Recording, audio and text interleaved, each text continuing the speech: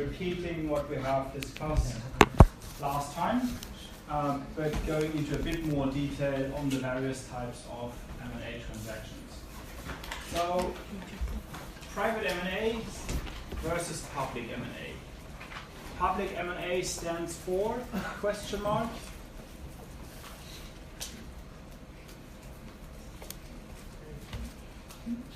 Mergers and acquisitions involving listed companies. Yes.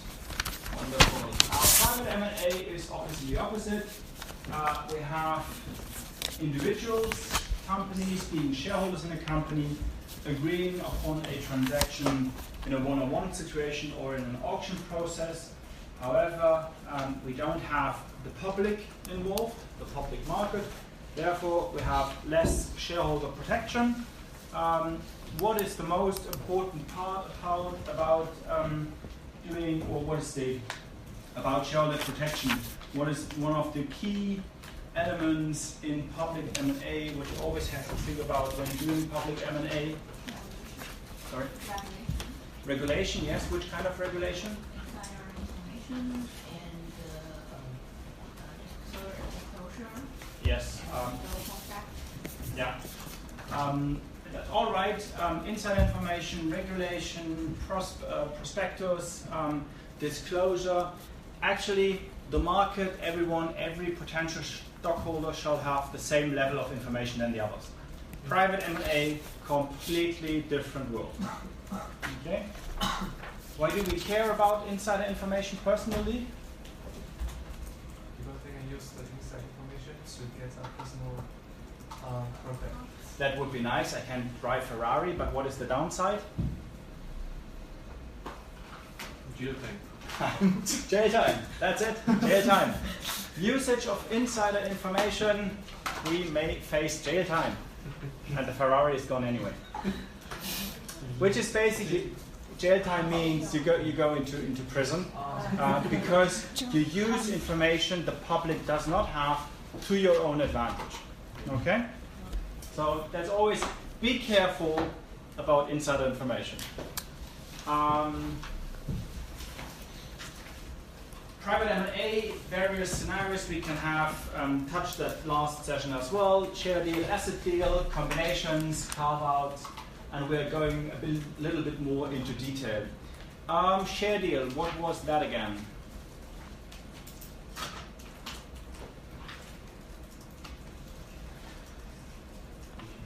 You acquire the stock of the company. Yeah. Shares or stock in a company. I typically say shares in a company. Stock for public M&A, for stock corporations. You use the same differentiation, or you mix it just like? Interchangeably. Okay. Yeah. I would feel it's the same. Yeah. Share, stock. That's completely interchangeable.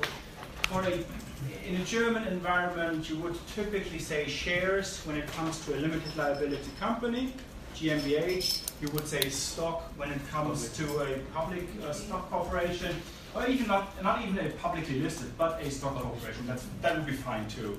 But there is no legal differentiation, so you can use either way. So you acquire the shares.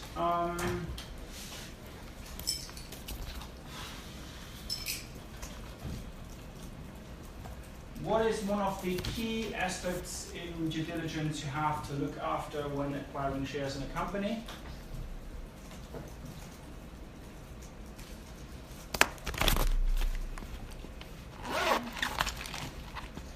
Any idea? Yeah, that's true, of course. I was looking more into you acquire a company, and the company has contractual relations with third parties. Yeah. But you acquire the company, and the company says as is, including the contractual relations. If there is no change of control. No? And that is different in an asset deal scenario. So let's look at share deal, acquisition of the company. That's clear, you acquire shares. Actually, here you have the share purchase agreement relationship. Section 433 German Civil Code.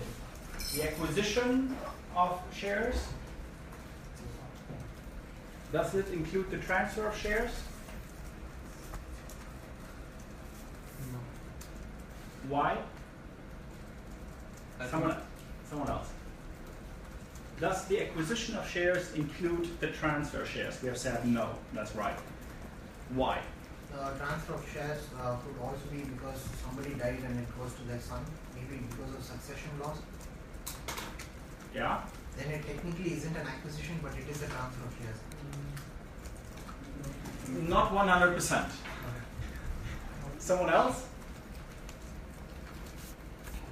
Remember, we have a separation between the sale and the transfer. Two separate legal acts. Section 433 German Civil Code says, I am obliged to sell and the purchaser is obliged to buy. That's it.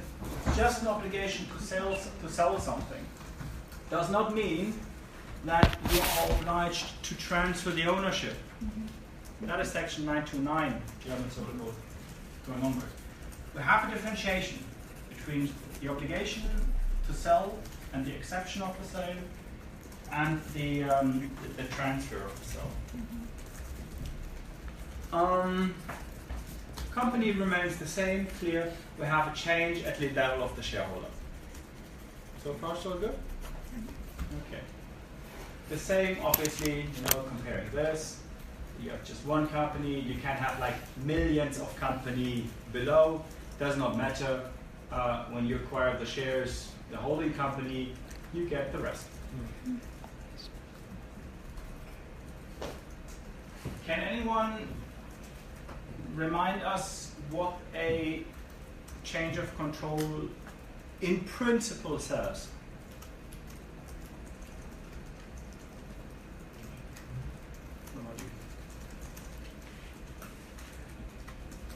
You have to require a minimum size of the store, minimum of I don't understand. And if not, what happens? If not, you have to ask for the permission of the other shareholders, so you can take full control of the company. Okay. One opinion, another one. What about you? Any idea? No. What about you? No idea, sorry. No idea? No idea? No idea? Okay. Change of control. In any project, if you look at an M&A transaction between seller and buyer, the shares in the company are sold from seller to buyer. So actually this goes in that direction. Now, change of control means the company has contracts with third parties, be it customers, be it suppliers, being the landlord, numerous contracts with third parties, the banks, what else you can think of. Now these contracts can include change of control provisions, which basically means that in case I have a pen,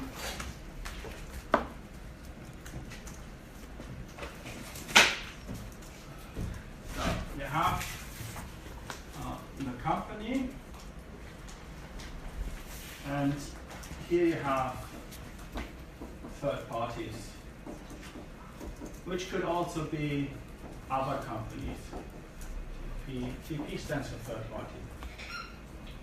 Now, you have contractual relationships.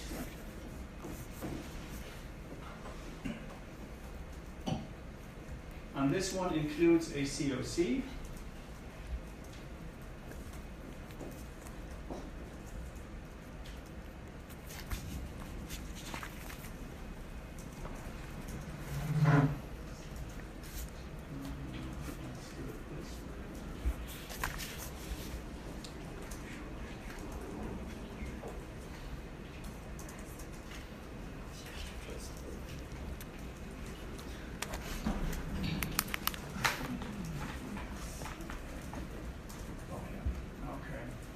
I made it a little bit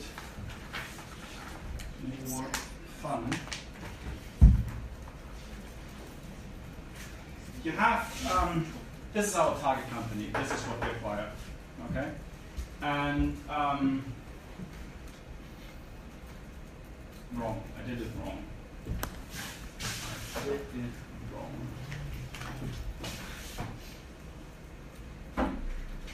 That's the situation. All right, first situation, forget about this picture. Just assume we have this one, okay? Forget about C1, just look at C2. We have a direct relationship, seller 100% in C2 and wants to sell to buyer, so that buyer is 100% on of C2, okay? Now, if we have contractual relations of the company to third parties, this agreement or these agreements may include a change of control provision. Change of control provision in this scenario means, and this is a direct change of control, if the shareholding in C2 changes, so from 100% here to 100% here, if this shareholding changes, then the contractual party, the third party, guys here, have a right to terminate the agreement. That is a direct change of control. The shareholder of the company I have a contract with, so the shareholder of the company I have a contract with changes. Change of control, typically 50% plus 1. But it depends on the provision. Now what you can also have is not a direct change of control, but if we change the transaction structure,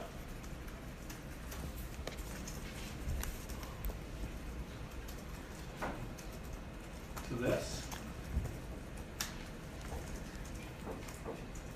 seller wants to sell the shares in C1 to the buyer, and C1 has 100% of the shares in C2, that this is a subsidiary of C1, we can still have the same situation. And now it's critical in the due diligence to review the contract whether this is a direct change of control, meaning this shareholding needs to change for the third party to have termination right, or also an indirect change of control. Which means in the contractual wording that if the shareholder of my contractual partner changes, or its shareholders, and then we are on this level, or any of the controlling shareholders above change, then they may have a right of termination. So you can have group companies with like hundreds of subsidiaries somewhere down the chain, and you may find an important, it's all about economic value what you do in the due diligence. That might be a lease agreement for a storage of 100 other storages you have. So it might not be important. That might be also the ultimately important customer contract you have. In a scenario where you acquire 10 companies, but you acquire the 10 companies because there's one single contract with a customer, one of the OEMs, so Daimler, BMW, someone you really want to have, and if they have a right to terminate the agreement, you have to know and deal with it to some extent in the transaction documents. Dealing with it can mean you accept the risk. Happens. But you need to know. That's clear. Why do these clauses exist? Are they like a protection for the company against like sudden takeovers? Not necessarily sudden takeovers, but takeovers. If we two conclude and negotiate an agreement, I want you as my contractual partner and you want me. Now, if your shareholder changes, I still have you, but the beneficial owner maybe someone else. And perhaps this someone else I absolutely don't like, because that is my competitor. Can I? It can also be triggered when management changes, but with ownership. Yes, happens, absolutely. The change of control clause can be pretty, that can be extensively drafted. Shareholding, indirect, direct, management changes, or management not satisfactory, which is even worse. Because then it is always in the gray whether or not this change of control will be triggered. If something is in the gray area in these provisions, the third party is actually the one being in the better negotiation position. Because they can say, from my point of view, well, management has changed, I'm not happy, so it's not to my satisfaction. Now what you do? So you have to know during the due diligence and during the negotiation of the agreements.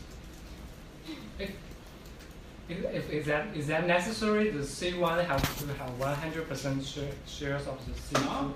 No, it's good point. It's not necessary. For it to be a change of control, it should mean at least 50% plus one. But control is not necessarily tied to shareholding. I can also have control in a company where I have 10% shares, but have voting rights, have a shareholders agreement where I am in charge, despite the shareholding. So separated from shareholding control, you can have that as well. So this is really something you need to be aware of. Is the structure clear? So if I ask next time, 21 raised hands, okay?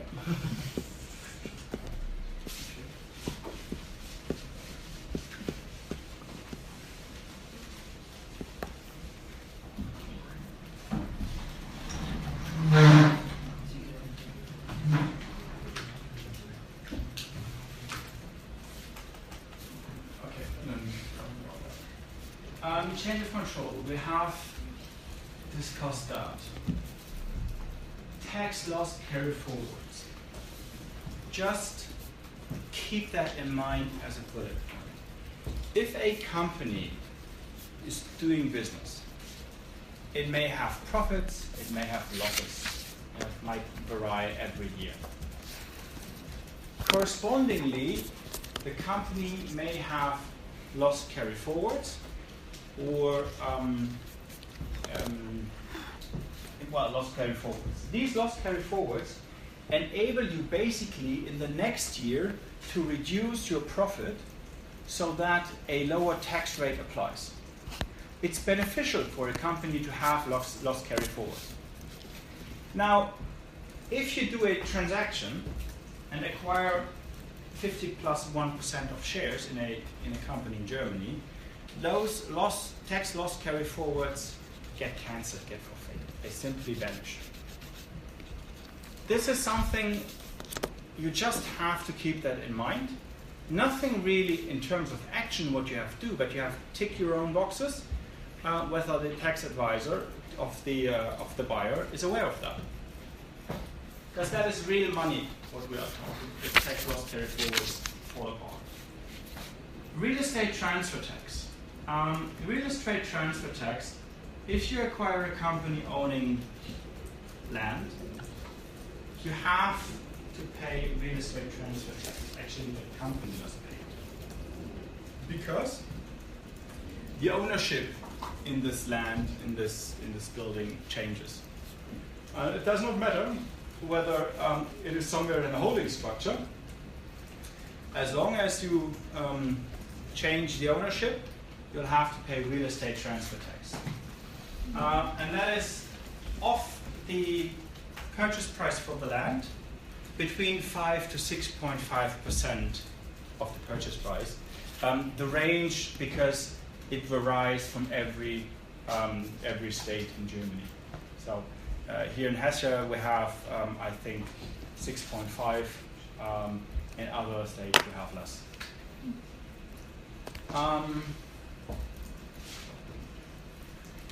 When you have Now we have here a KG, a GmbH, KG. KG stands for Kommanditgesellschaft Partnership. If you acquire interests in a partnership, then there is a business tax charge. Okay. Which is to be paid by the corporation.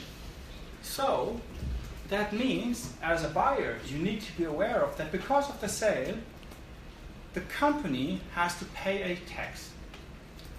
Now, if you think of how should tax be allocated, tax prior to a closing, or in fact if they should belong to the seller, which is the limited partner or the partners in the partnership. So not to the company, but to the partners, the seller. And only taxes after closing should belong to the purchaser. So just, these are basically the three bullets. You just need to know that. It's not something you can do much about. The tax applies. The tax loss carry forwards are forfeited. You have to pay real estate tax. There is no way around, but you need to be aware of that. Okay? Sometimes clients, after a transaction, ask, why do I have to pay real estate transfer tax? Yeah, it's life. Better to say before. You know the saying, the worst enemy of the lawyer is who? The client. It's the worst enemy. And why do we say that? Because we may become liable towards our client, which means our client. All right. Oh yeah. We spoke about notarization in a general concept in the last session. Now,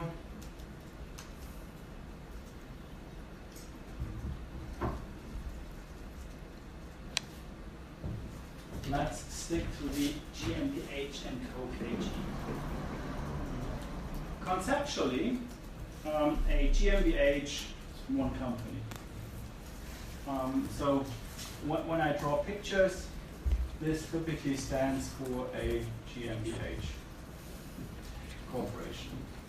Now, for a GmbH and Co. KG, GmbH and Co. indicates you have a GmbH and Co.'s. Co.'s might be individuals or even other GmbHs. Now, if this is determined as GP, general partner, and all of these here are limited partners, then in total you have a GmbH and Co. KG. Funny picture, I like it. This, in a GmbH, you have articles of association. I think that's the bylaws, articles of association, memorandum of associations. That's pretty much the same. For a German GmbH, you have articles of association. For a GmbH and Co. KG, you have a partnership agreement. And this partnership agreement is between the GmbH and the Co.'s, so the limited partners.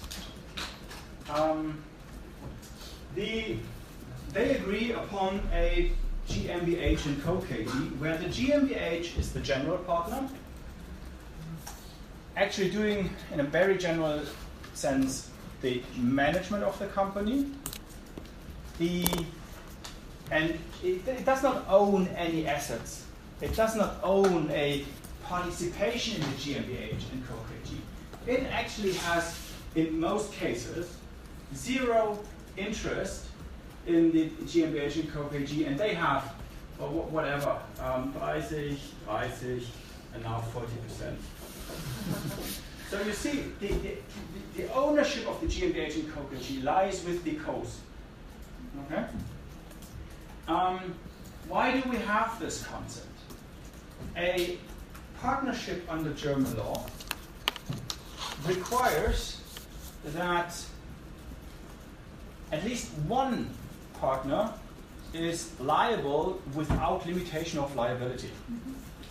So for these guys here, you can be a limited partner and you are only liable, say, for the liability sum, just by way of example, each 10,000 K. This is registered in the commercial register as the liability sum and the participation of the host. Now the company can have a value of, say, 100 million, huge business operation, but that's the liability, the corporate value actually. Right? Now, the general partner has no limitation of liability, but in itself, a general partner being a GmbH & Co. KG is a German company with limited liability. So by its own existence, it has a liability. Just by way of comparison, you could also have as a GP an individual. This individual would not have, natural person, would not have any corporate value. It would be liable with all of her assets. If married, transfer everything to your wife or spouse. So that is the reason. No liability, cap, nothing. GmbH, minimum registered share capital, 25,000 euros. And typically, the general partner in a GmbH only has 25,000 euro registered capital. That's a liability sum. Full stop. If you acquire from these three, from the two natural persons and the GmbH here, as a limited partner, their interest in the limited partnership, I'm not saying interest, their interest in the limited partnership, you can do so by simple handwritten or written agreement signed. You can acquire the limited partnerships.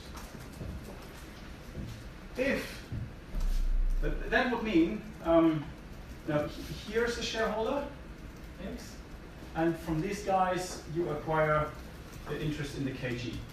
So you would not own the GmbH.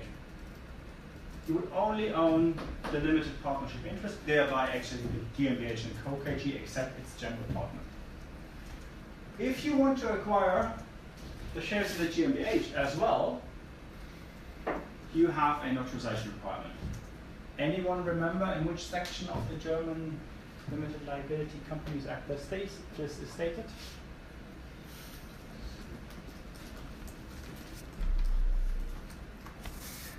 We do it as follows.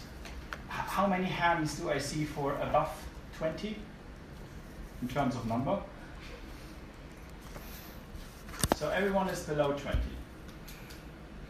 No opinion. But come on, guys. 15. Section 15. There we have it. Requirement to notarize shares in the GmbH. You need to remember that.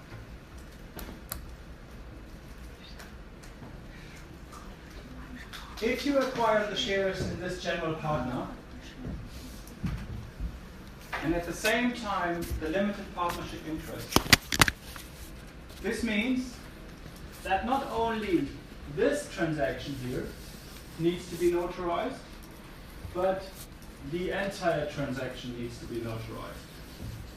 And now, what is the principle behind that?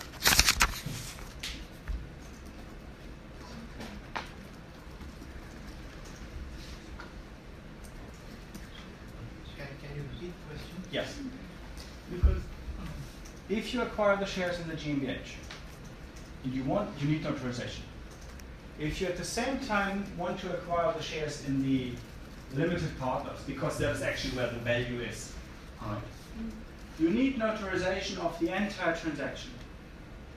Remember, I've just said if you only acquire the limited partnership interest, no notarization required. If you acquire the shares in the GP, notarization requirement. If you want to acquire everything at the same time, notarization requirement for everything, including the limited partnership interest. Why? What is the principle?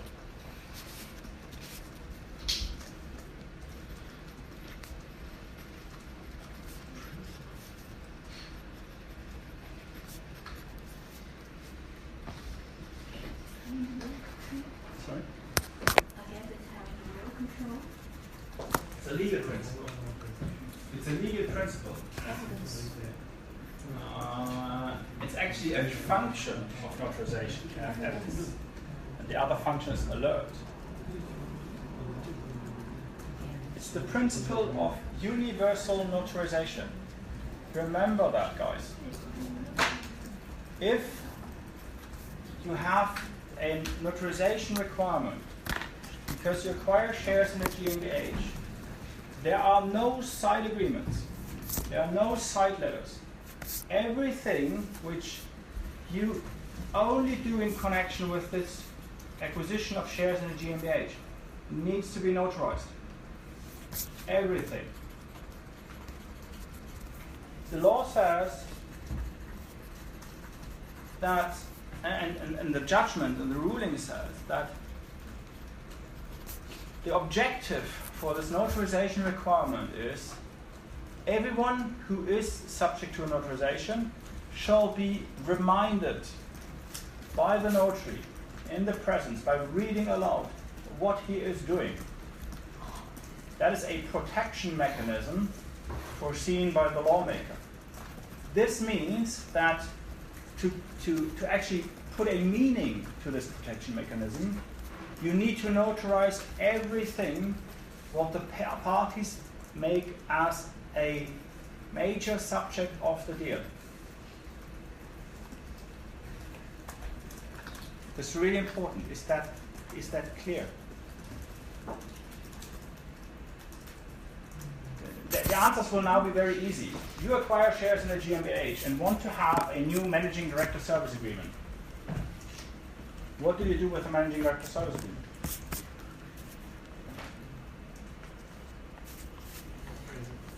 Yes, it must be part of the notarization.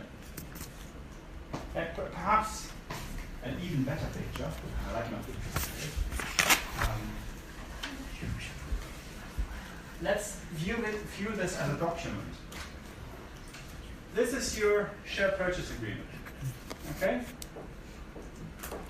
And the provisions. That's a share purchase agreement for a GmbH. Right?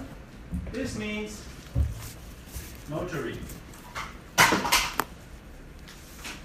Now, in the negotiation of the share purchase agreement, you say, well, I want to have a new MDSA, Managing Director Service Agreement, or TSA, Transitional Service Agreement, or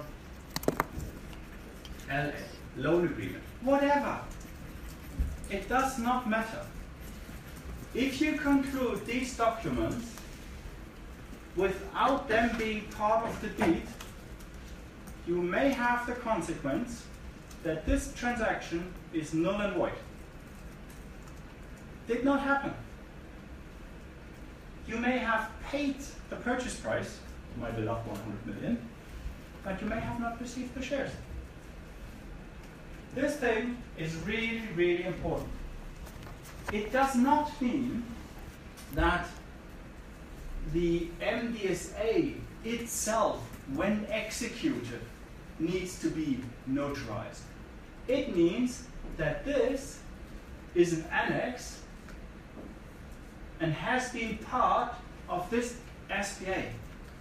It must be an annex. It must be something the parties agree that the MDSA as attached will, substantially in the form as attached, will be concluded or will be delivered on the closing day. This is really important. Next time, 21 hands. Can you put here?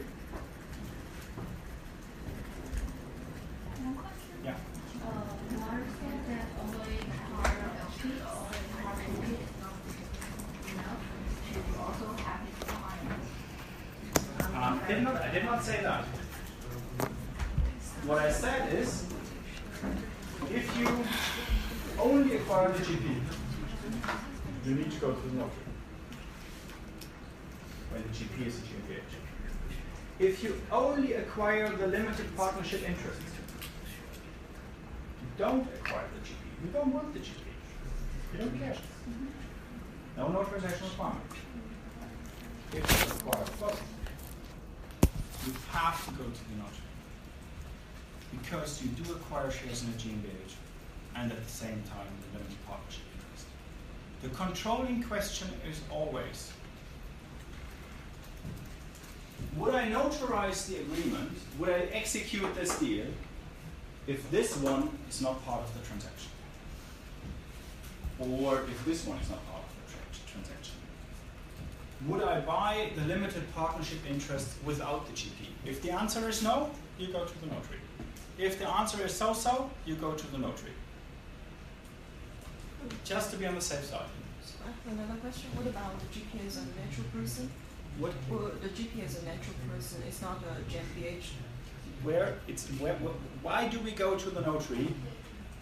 So, because it's a GmbH. Yes. So if the GP is a natural person, it don't have to be like double. Yeah. Like? No. So it's don't have to go to the notary. Right.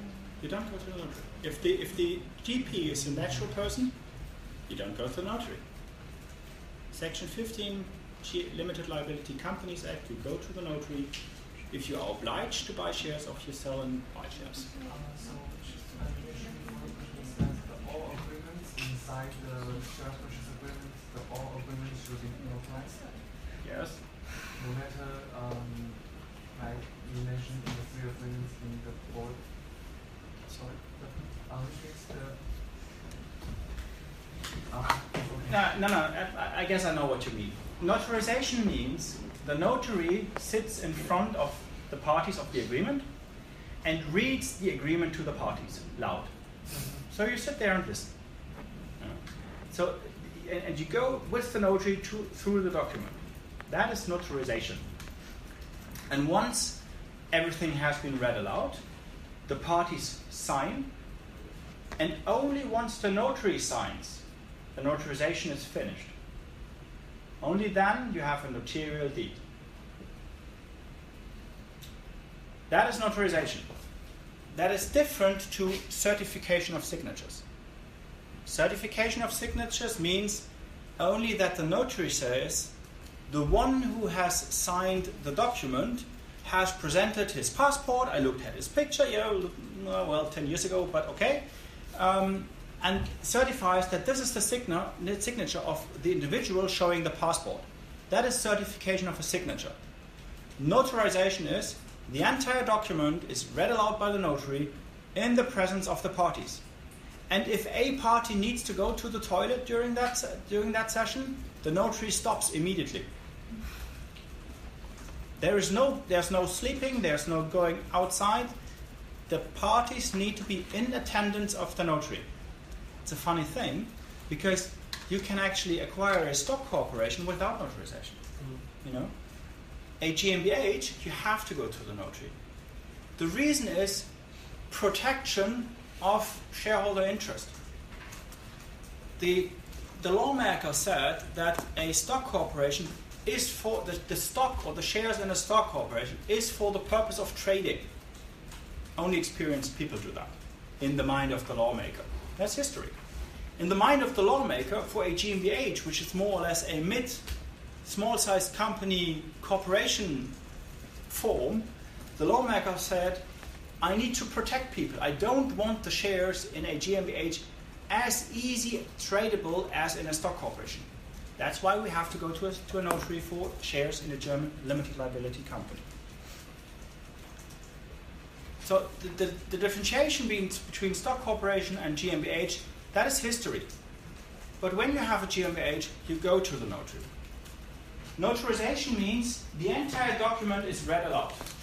The entire document, including all its exhibits and annexes and schedules, everything is read aloud. So if you have the SPA the transitional services agreement, but you forgot about the loan agreement. The SPA says at closing, in substantially the wording as attached as Exhibit ABC, the Managing Director Service Agreement shall be concluded and delivered. That means that the notary has read the Managing Director Service Agreement during the notarization to the parties.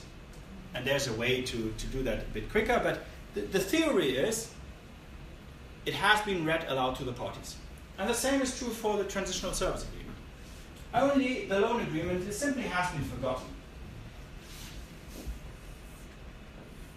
That is notarization. And then you're fine with respect to the MESA and the TSA. It has been read aloud towards the parties. Even if at closing the managing directors just sign the agreement, the company just signs the agreement, that is not part of the notarization. That is execution of a closing deliverable. That's execution of a document. Still, that was part of the deed at signing, at notarization. Thereby, this thing is valid. Now we have the loan agreement. We forgot about the loan agreement. We have a serious issue. If this loan agreement is a material document, the entire transaction has not been duly notarized because not all agreements important to the parties, why they do the transaction, have been notarized.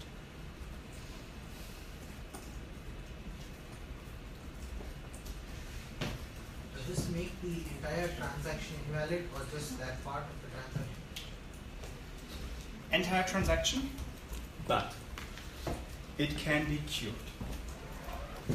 It can, well, you can always do amendment deeds. You can cure that during the process. If this, remember, we have a separation: the sale of the shares and the transfer of the shares. If you have a share purchase agreement which only includes the sale of the shares, not the transfer, you will do at closing a share transfer.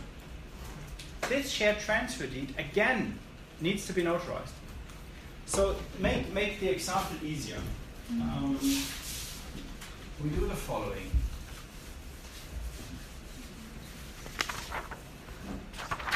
We have SPA signing and we have closing. We have a share purchase agreement for shares in the German GmbH that has been prepared in the US. The US lawyer said, well, this is white paper with black ink. I can read that the shares A in this company shall be sold and transferred. I sign it. I'm happy.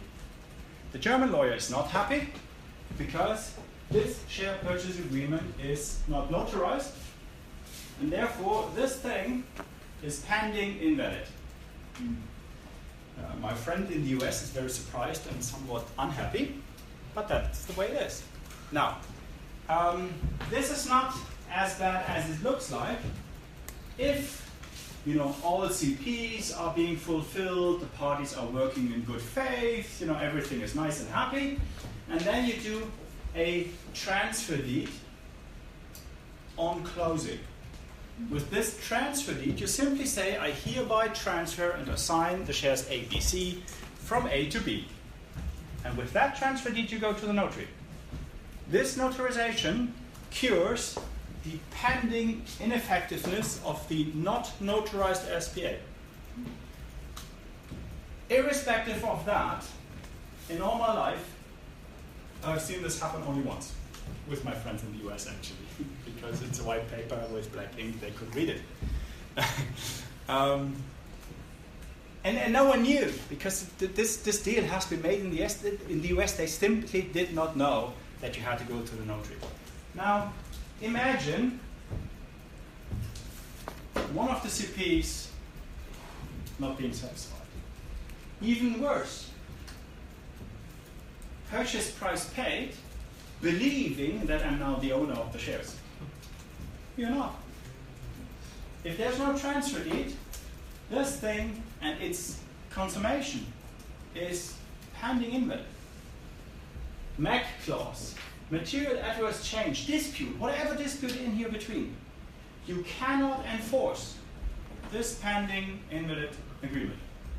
You need the transfer deed. That is the reason why I hopefully will see that only once in my life. So the idea is we can avoid the transfer deed if we notarize the SPA. Or, for example, in India we have a share transfer deed, which is a secretarial document, which we have to do it at the time of closing. That is allotment of shares. Yeah. Or share transfer deed is only a company record, ultimately. No, it's not a company record. It's a different scenario. We have not really an allotment of shares. And it's not a registration of shares. Shares in the German GmbH are not registered, although there's a shareholders list. The document which you need to prove the effectiveness of a share transfer is indeed an agreement between buyer and seller saying, I hereby transfer. Okay. That is what you need. Okay. Based on that document, and you typically say, I hereby transfer on the condition precedent of the full receipt of the purchase price. Mm-hmm. So that you hand over shares and at the same time you get the cash simultaneously. Okay? If that has happened, we all sign off, yes, I have my money, and you have the shares.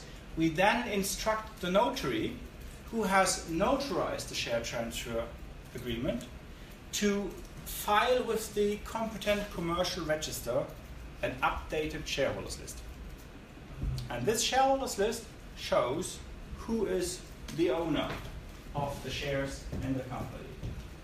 And I'm saying it shows who is the owner of the shares. I did not say it evidences the ownership. No acquisition in good faith, except you have a stock corporation where you have certified stock, so actually a deed stating this is one share in whatever company, or X shares in whatever company. That's the one thing. The second thing, for shares in limited liability companies, there is an exception. That's the only one. But I'm not happy with it. In 2008, we had a change in law. And that change in law had the consequence that Section 16 of the German Limited Liability Companies Act has been changed. Before that, before 2008, the shareholders list was a duty of the management. Management filed or forgot to file. The shareholders list was like a piece of paper, nothing else. An indication which you have proved against a complete chain of title documentation from foundation, who was the original owner, every share transfer, capital increase, capital decrease, every capital share capital related measure has to be documented. Now guess what happens if you have a 100-year-old company? No chance that you will have a complete chain of title. The lawmaker recognized that, and they said, 2008, there might be an option to acquire shares in a German GmbH on a bona fide transaction, so on good faith.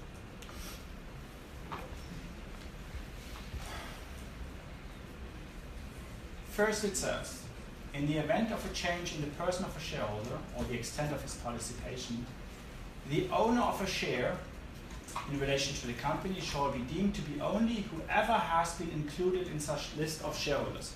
Means the following. Towards the company, you are only recognized as shareholder if you are on the shareholders list. Which has a severe consequence. If you are the owner but not listed, you cannot vote. Not effective towards the company. So right now, since 2008, you need to be registered as owner to be recognized by the company as shareholder. First thing. So actually, the consequence is that the shareholder has an interest that this shareholders list is correct. It's clear, right? So, We forget about the second sentence. Section 2. Blah, blah, blah, blah. We forget about that. That is the decisive one. The transferee may effectively acquire a share from a non-authorized person. From a non-authorized person if the transferor has been named as owner in the shareholder list entered in commercial register. So, you look at the shareholder list, someone is stated in there, person A. Person A, 100% shareholder. You look into that commercial register, you see that person A stands there. This says you can effectively acquire a share from a non-authorized person. This would mean that A would be wrongly registered. It should be B in the shareholder list, okay? So A is in the shareholder list, but it's wrongly registered. This shall, however, not apply if the list was incorrect for no more than 3 years. So you need to check the shareholder list history. If A has been in there for 4 years, okay, you may be able to acquire from him, although he is not the owner. That would be B. If it's only 2 years, no chance. Okay? The next thing, the incorrectness cannot be attributed to the person entitled. That is tricky. The incorrectness cannot be attributed to the person entitled. How do you prove that? How do you prove that A is incorrectly registered? You don't know.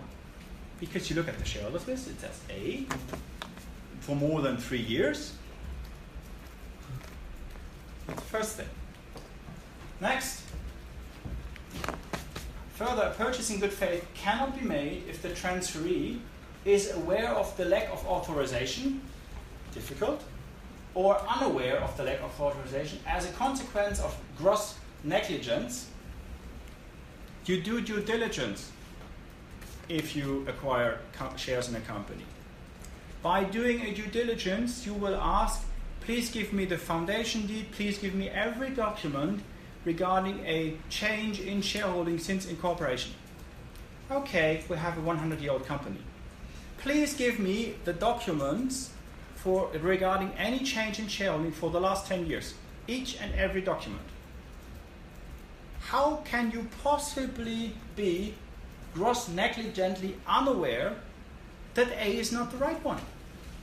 Because you have to look in a due diligence at the share transfer documents. The consequence of the share transfer document must be that B is the owner. If you don't have that, if you don't do that in your due diligence, for me, that is gross negligence. That is the reason why you do due diligence.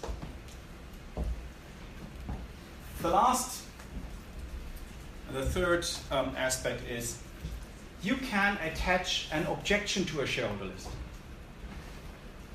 So in the commercial register, there is a shareholder list. A is registered as a shareholder.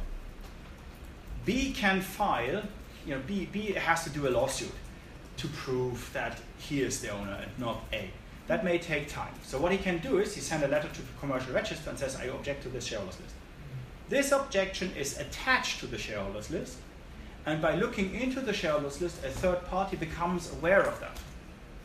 If you look into the shareholders list in the commercial register and become aware of an objection to the shareholders list, you of course cannot acquire in a good faith transaction. Because you know, because of that objection, that something might be wrong.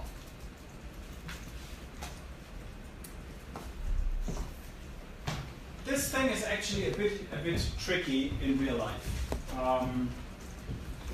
You don't see, well, you see the argument in negotiations that you should rely on the shareholders list. You should.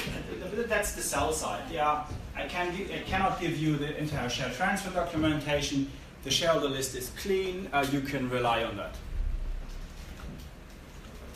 My answer always is, yeah, nice to have. If you want to do a transaction and if you want me to confirm to my client that I have no indication that someone else is the shareholder, you give me the documents. Because I will not confirm that based on a shareholders list, A is the owner. I don't know. My job is to do due diligence. Just to repeat that. A is listed as owner, wrongly. The list contains the mistake for at least 3 years. So it must be, A must be in that document for more than 3 years. No opposition against the accuracy. So no document filed with the commercial register. And I, as a buyer, don't know about the inaccuracy and didn't have to know. Gross negligently, didn't have to know. I think this one didn't have to know gross negligence. I don't want to test in court. I really don't. But in theory, if someone is not represented by a lawyer and acquiring shares in a GmbH, that might be an option.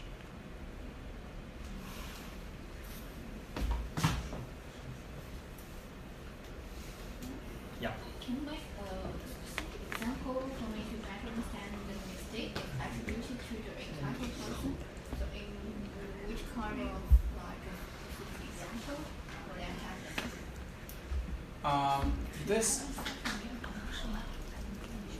This happens. Well, I think the best example is if you, as a buyer, purchaser, caused the wrong shareholding because you did well, that's a stupid example. We don't do that. We take another example. We have A, who is in the document. A has presented documentation that it's also quite a complex one. There is no easy one on that because you cannot discover in due diligence whether or not it's attributable to the entitled person. That would be an old example. These days, the notary files the shareholders list. Back then, prior to 2008, the management or A could have filed the shareholders list. So, if you file, for example, the shareholder list on your own, then the mistake is attributable to yourself. Mm-hmm. This does not happen since 2008, because since 2008, if you go to a notary with a share transfer or share purchase agreement, the notary takes care of the shareholder list. Okay, so it would be prior to 2008. When we seek for share transfer documents, what are these documents? Are we only looking for share purchase agreements, or there are other?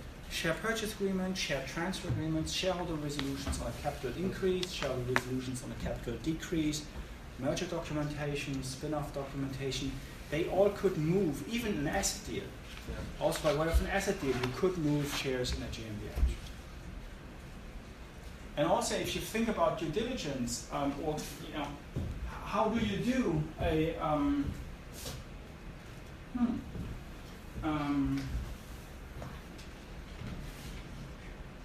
we started 4, right? Yeah. Yes.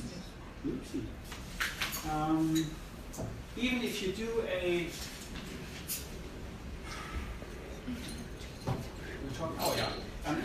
if you have a capital increase, capital increase is quite simple. Capital increase means shareholder resolution, registration with the commercial register, and only upon registration with the commercial register this thing becomes legally valid. So you see it in the commercial register that there has been a capital increase.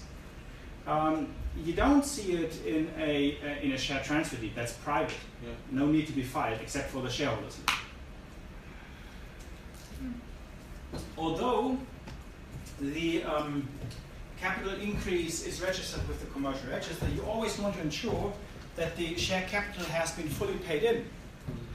The commercial register will only register the capital increase if it has been confirmed by management when applying for the registration that the capital increased share capital has been fully paid in. Sometimes it happens that immediately after this certification has been given, a certain payment is from the company to the shareholder. That's back and forth payment.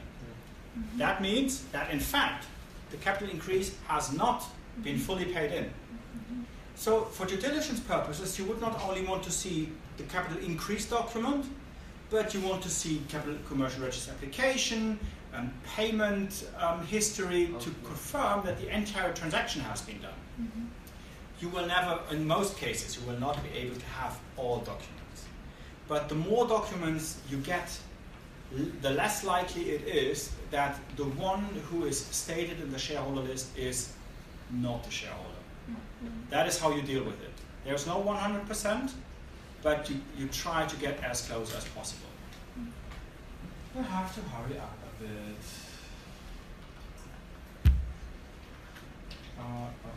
Asset deal. Asset deal, just in comparison, we only acquire the assets of the company. By way of an asset deal, the company remains with the. Oh, by the way, any questions on that good faith acquisition of shares? Have a look at it in the next days. You should be aware of the principle. And by the way, be also aware of the principles from the first session.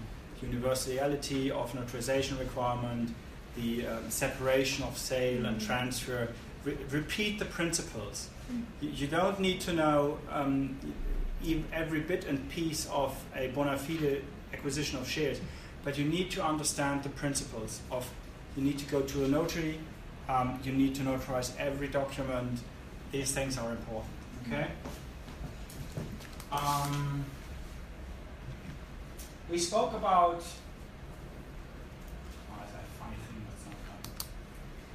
creditors agreement necessary when transferring contracts. Remember, change of control if the change in shareholding. This one, if you have an asset deal, remember, we have the assets. That could also be a contractual relation, the company to customers and suppliers, or the company to the employees. That's all contractual relation. Now the contractual relations need to be transferred as well. In contrast to a change of control, if you want to sell agreements, this is not possible. You can only assign, and the other party can assume the rights and obligations under a contract. But still, for the contract to transfer, you need to have the concept of the contractual party. Just with another picture, you have seller, buyer, company, third party. Here you have your contract, and if you want to sell, or if B wants to assume this position,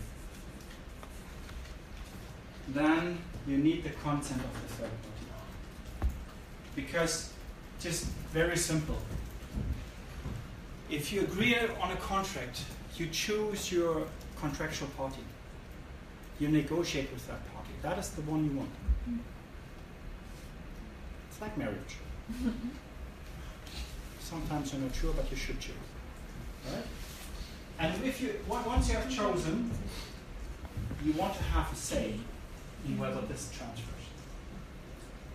Now, if the third party says no, this does not transfer. That would actually mean that the asset deal, APA, is between seller and buyer. That this would not work.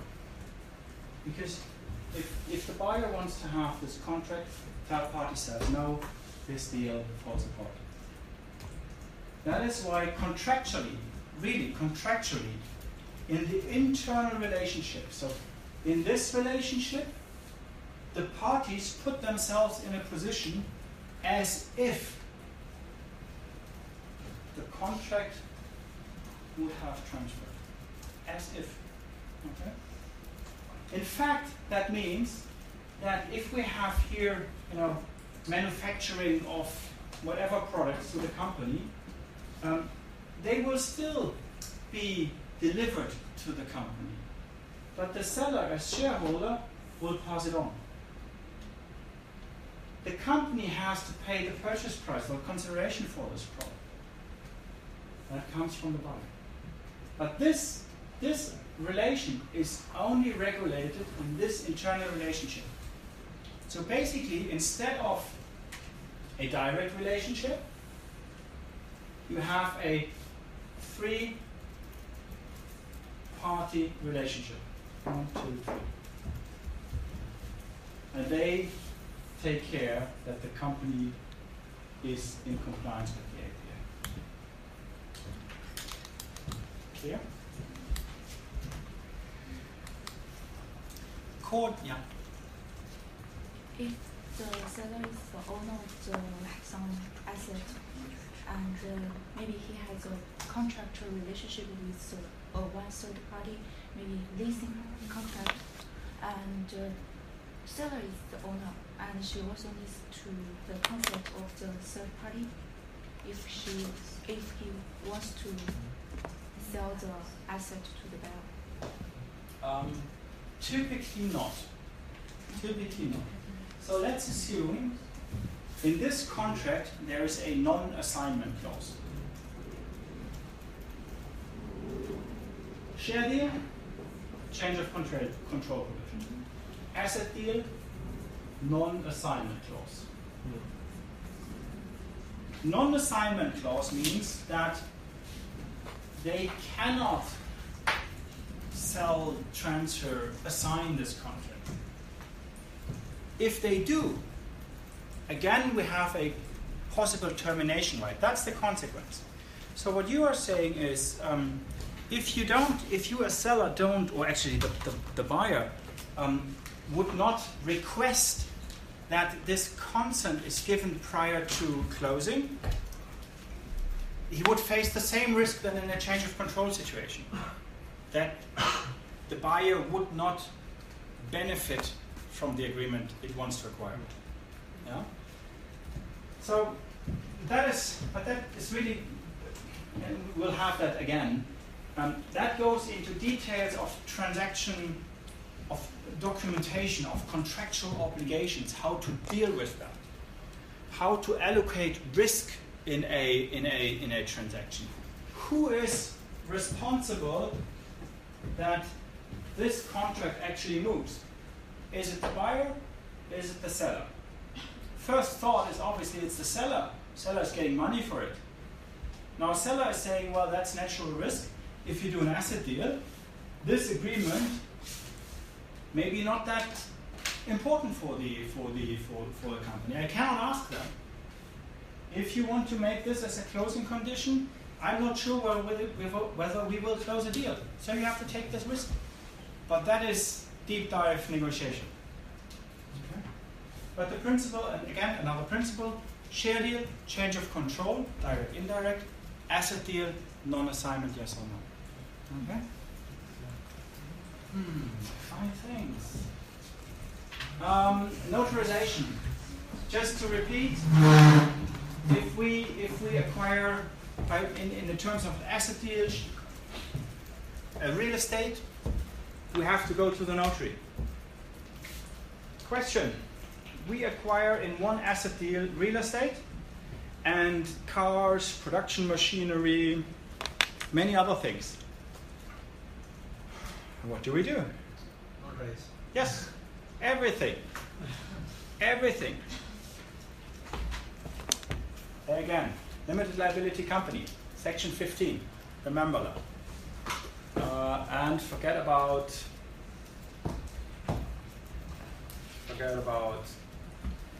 the other two. In a transaction such as that, can you split the transaction into two so that you don't have to notarize everything? No.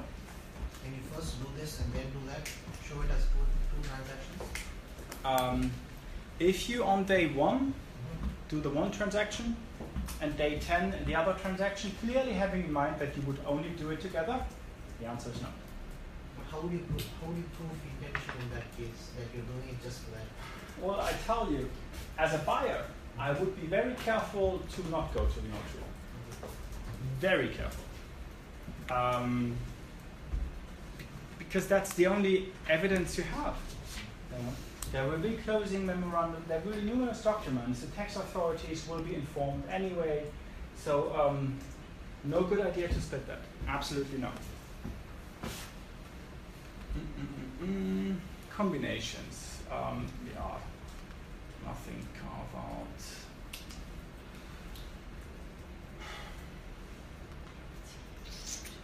Let's talk a little bit.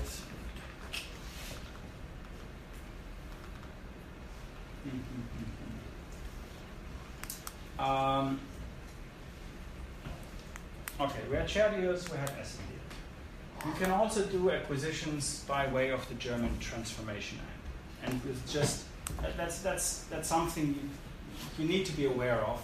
But you couldn't do a bit homework on that. There are several possibilities to change business operations. One of that is, out of one company, you divide it into two companies. Business operation A and business operation B are no longer under one legal entity, but under two legal entities. That often happens if a company wants to get rid of a non-core business. You separate it, okay? And then potentially you go with B on an auction process and you sell it. The next option you obviously have is a joint venture. That is not really a, well, it is a transaction because it's mergers and acquisitions, but it basically means that two companies go together, either in certain business areas or entirely, and become actually one JV company where the shareholders have each certain percentages in. The ideal world of a JV is 50-50. Obviously, 50-50 is not really a good idea because someone should be in charge. No rocket science.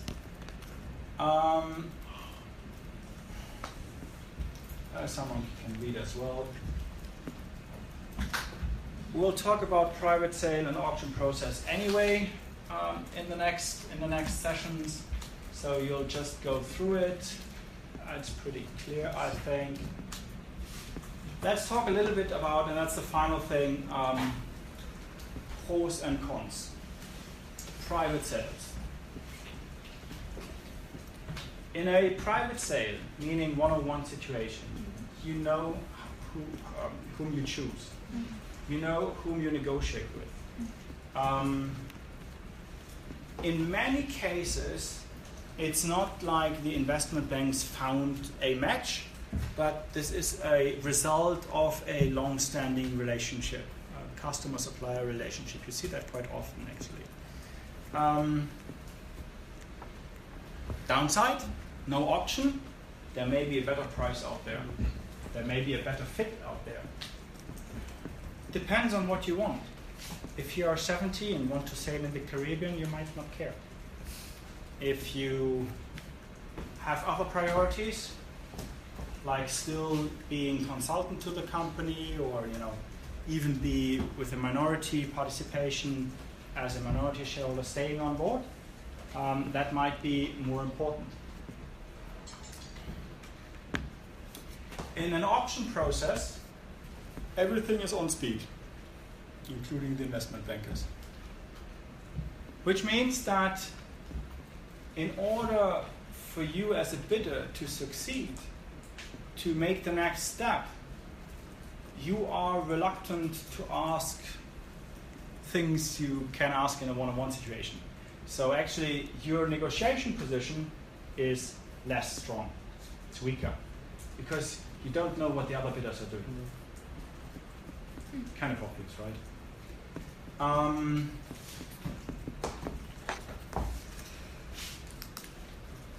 In a private sale, 101, it's private, you can agree on cost sharing, you can keep costs low, you don't have a big armada, you can actually discuss on timing. You might not be able to do that in an auction process. Whereas in an auction process, this is a more professional setting when a company is sold and acquired. So from a sell side point of view, an auction process is better because if you don't get from one bidder what you want, you may get it from another bidder. So you have more options to actually sign and close a deal. Okay?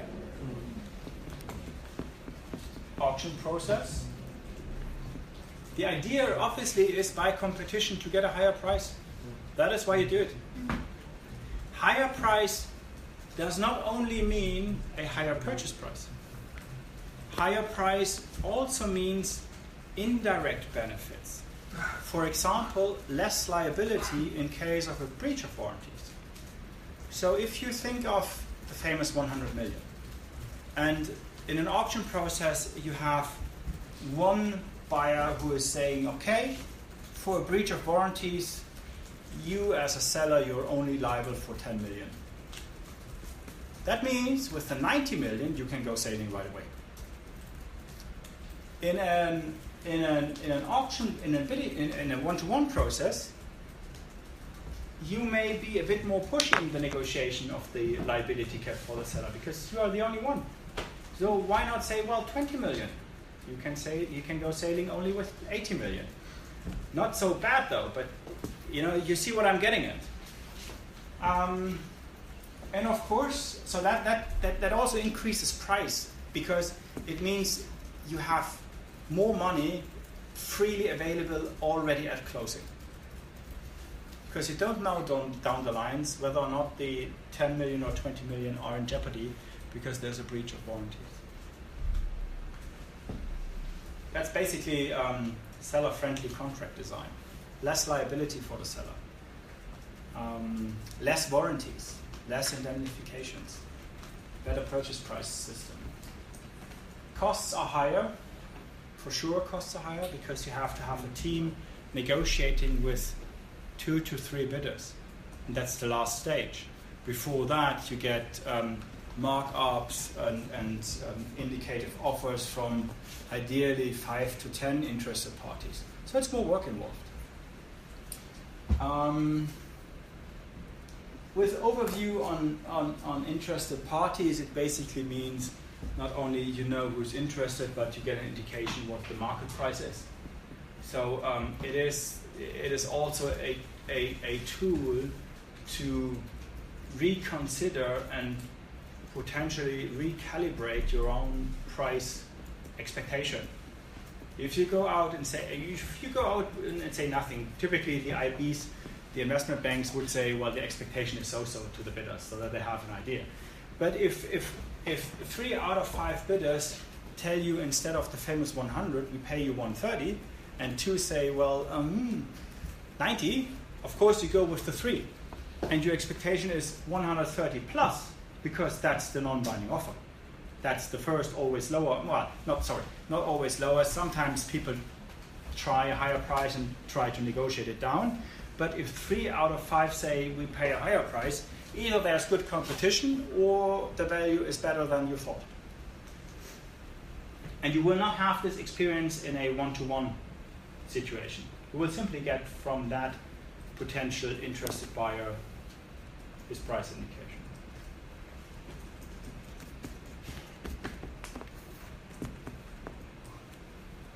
I have no idea. Creation of uncertainty and unrest in the market. If confident, yeah, of course. I know what I meant. Auction process, you have more parties. Non-disclosure agreement, confidentiality agreement. Of course, you have executed that with everyone as a seller. If you look into merger market, you know merger market database? There are enough databases out there who think they are famous by spoiling already potential transactions and rumors. At some point in time, you can have executed as many NDAs as you want, the transaction will leak. At some point in time, the market will become aware that something is going on. Sometimes this is on purpose, because then you can put pressure on this remaining bidder that, well, yeah, he's in the market. If he now, goes away, it might reputational-wise not be a good idea. Sometimes that is played with, but in an auction process, you always have the uncertainty that at some point in time, the market knows. just to be aware of that. Okay?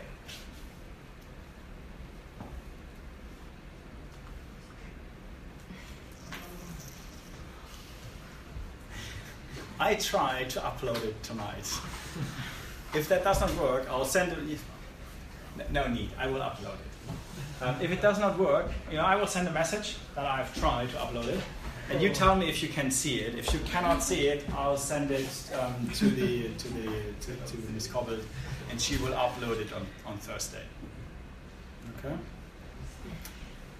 That's it for today. Any questions?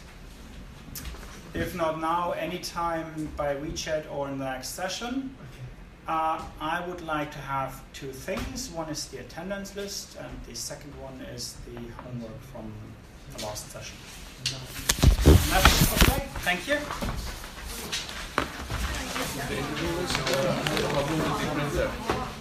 You can send it to me as PDF.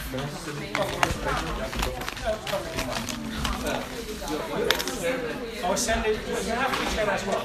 Send it, but just to me, not to the entire group. Oh yes. Or you can also send it to my... I give you my email, because in WeChat I have to convert it now. Yeah.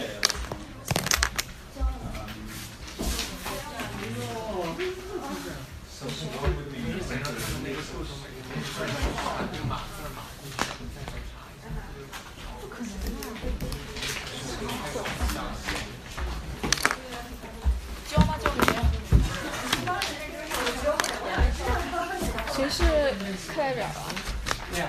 直接交上去是吧？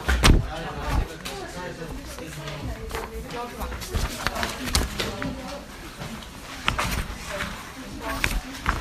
我问你，这个为什么这个是三个比较高档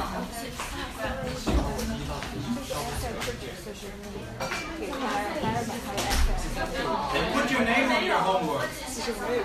Write your name on it. I don't at some page, but I need to be identifiable, okay? Your name on your homework.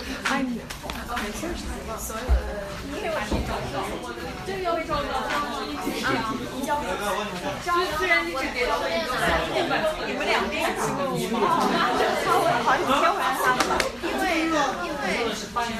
这个到底翻译呀？这道题翻译是太好了，他也是这不是讲是 SSU 它是。我以为是它是那个才是讲对，我就问他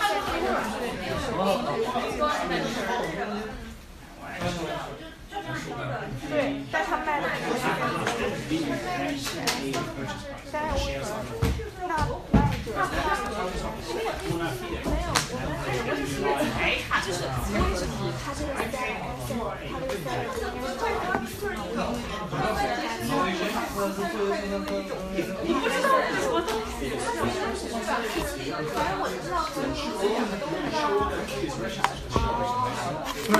高等文史是会产生新的模式，一个新的项目。那为什么还要三个出来？这是三个。它永远啊，但是这就是公司吗？那你就不这样。那这个是代表是那就不是公司。但是 seller 不就是他说是谁？他不是没说绝对是50%，他说理想这个跟只是办没有关系，就是看你这个公司的这个那个形式是在这个 asset 这个合伙人。如果是一定是有一个合伙人是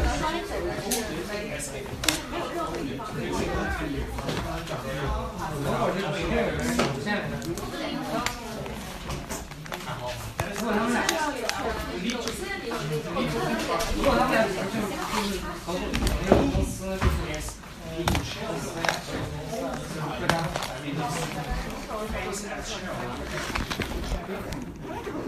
好。